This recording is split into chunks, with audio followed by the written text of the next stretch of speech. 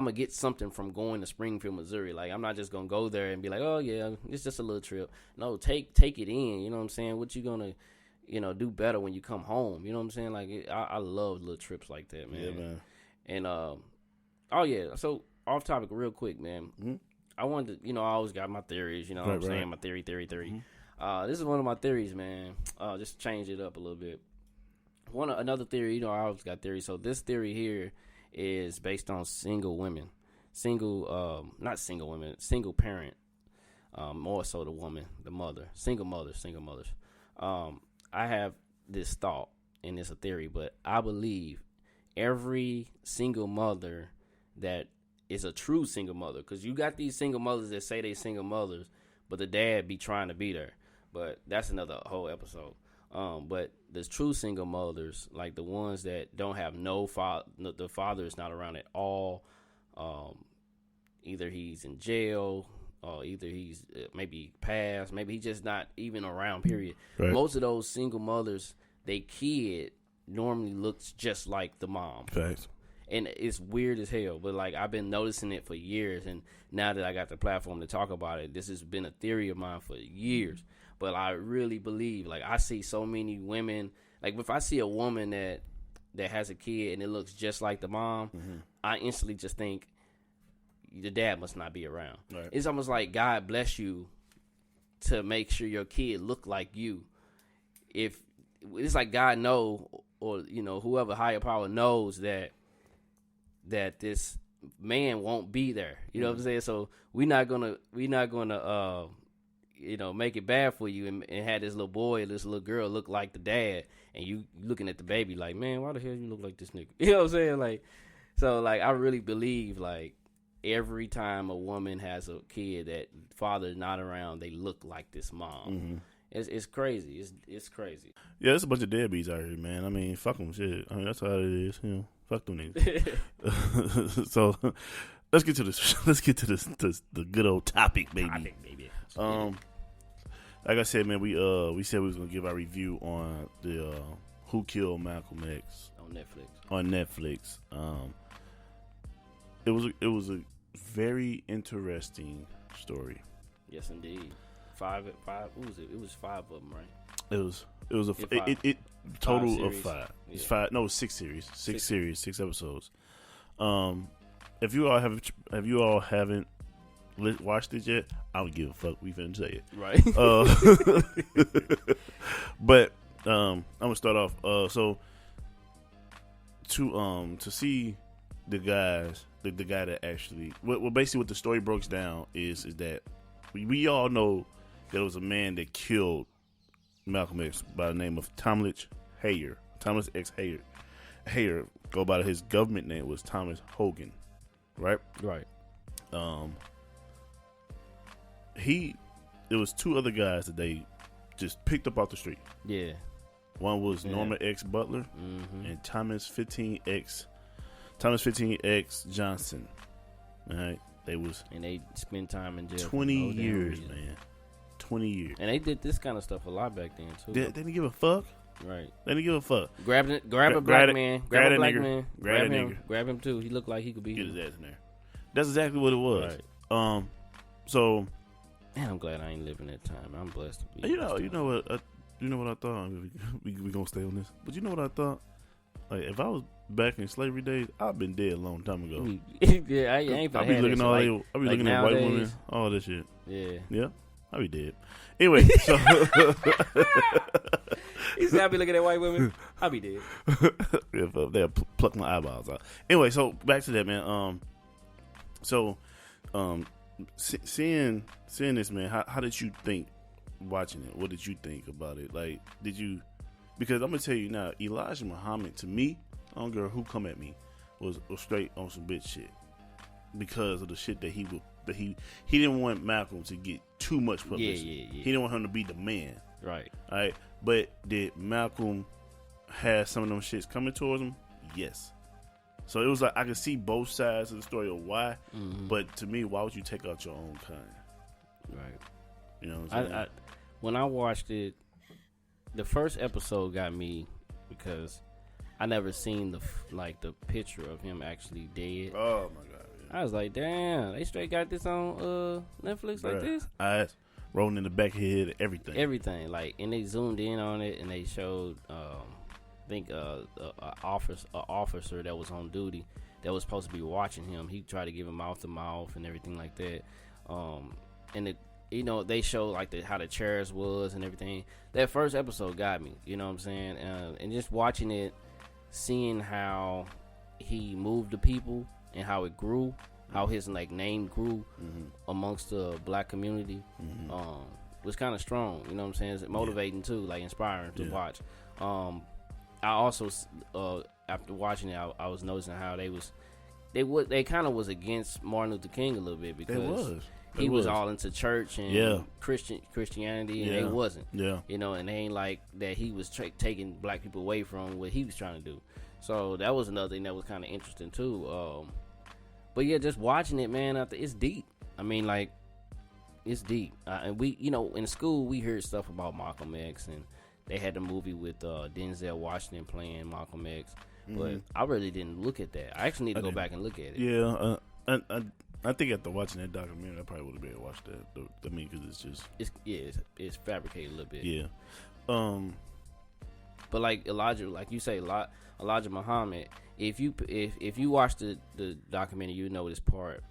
But I really keyed on this one part where Elijah Muhammad said before he, like right after Malcolm X said a speech, Elijah Muhammad got on the mic and he said, yeah, you'll have to kill this one for him to leave. I'm like, wait a minute, let me rewind that. He said it like clear as day. You'll have to kill this one for him to leave.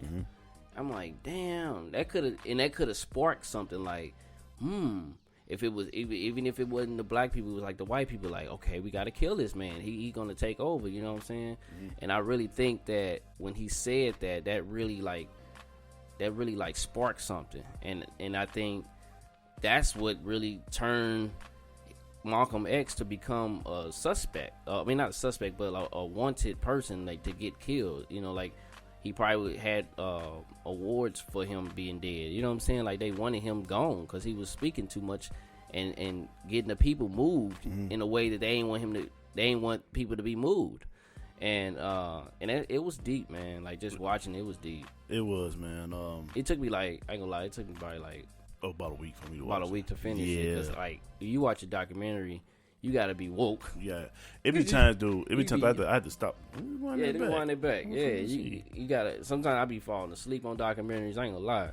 So like you gotta be really keyed on it. Okay, so let's dig right into this. In the movie basically was saying, we all know that Thomas X. Heyer, was one of the guys that killed Malcolm X. The one that allegedly killed him. Well, he said he did. Somebody told him to say that. But they did an autopsy, and they seen that there was 3 guns, if I'm not mistaken, 3. A Luger, a .45 Colt, and a sawed-off shotgun. Thomas X. Heyer was the one that was carrying the .45 Colt. Benjamin was carrying the Luger. William Bradley, a.k.a. Al Mustafa Shabazz, was carrying... It's amazing you know how to say that. I don't know how to say that. Mustafa Shabazz? Mustafa. Mufasa. Al Mustafa Shabazz was the one that carried the shotgun. The sawed-off shotgun. The sawed-off shotgun pellets was the one that was around Malcolm X heart, and which is actually killed Malcolm X. Right. So Tomlich. I gotta get these Muslim names right. Tomlich X. Heyer was in jail because he was there. Yeah. But the other 2, Norman Butler and Thomas X. Johnson, 15 X. Johnson, they was wrongfully accused. Thomas 15X Johnson, unfortunately, he passed away. Right. But Norman Butler is still alive. Right. He go by Muhammad Azu. Muhammad Azu. Yeah. So Hayer was the one that basically said it wasn't them. He kept telling them that it was not Norman Butler or Thomas 15X Johnson. He kept telling them it wasn't, and so they didn't care. They did 20 years regardless. Yeah, did the time. Yep. And so wrongfully accused. And so the bullet that killed Malcolm X was the shotgun pellets. Al Mustafa Shabazz never went to jail for it at all. He lived his life. Did I seen like he was. He I mean, like the community loved him though. Like did he do some time? I thought he did some time. He went to jail for something, but that wasn't that.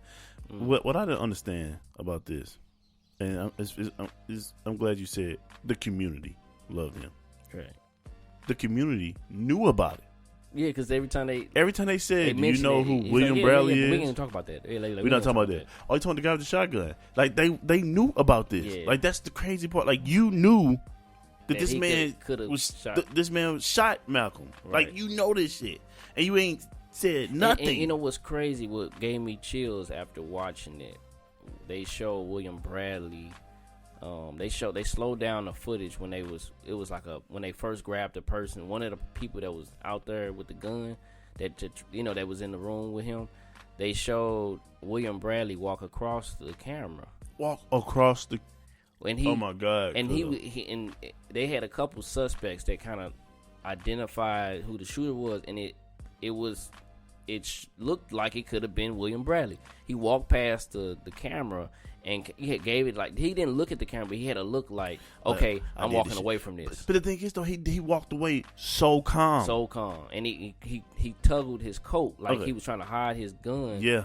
In his coat. All right, so look, newsflash. If anybody decides if there is, just watch people. You have to watch people. If any disaster is happening and the person is so calm, that person did some shit. Or got something to do with it. Mm-hmm. Anybody that can walk away so calm when something so tragically is happening, bullets is flying everywhere, and you just walking away so calm. You got some shit going on. You know what I'm saying? That's true. Either you're fucked up in the head or you've been in this shit and you're part of it. You know what I'm saying? So, anyway. So, going back into that. The guy that was doing all research, first of all, that nigga was playing with fire, boy. Dude, he was like going in the hoods. They was trying to beat his ass. He was like, you need to stop. One of them was like, stop. Just stop right now. Don't do it. He is covered by the government. If he's still walking around and you say that he did this, he is covered by the government. Leave him alone. Yeah. And leave the situation alone. He's like, fuck that. That nigga's like, fuck that. Right. Nigga, I'm finna find the fuck out who did this shit. I'm still going to see this motherfucker. One dude at the end. Okay, let me get towards the end. So, because we about to wrap it up. So William, he wanted to approach William Bradley, aka Al Mustafa as an older man, Shabazz, as an older man. Yeah. And he wanted to ask him face to face. Was it you that killed Malcolm? But guess what? He never got a chance to. The day that he was finna do it, he died. Al Mustafa Shabazz died the day that guy was gonna approach him. The actual day. How ironic. I was on the edge of my seat waiting on that part.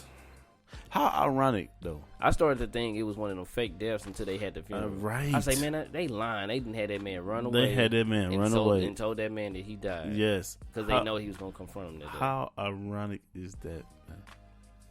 How ironic is that? That's crazy. Like this man died the day that he's gonna get approached about it. Yeah, so you would never know. Now, me playing devil's advocate, I believe people make mistakes when they're in their younger days, and they should be forgiven for the mistakes that they made. Right. Okay. You said that last episode. Yes. That man, even though he got away from killing, to me,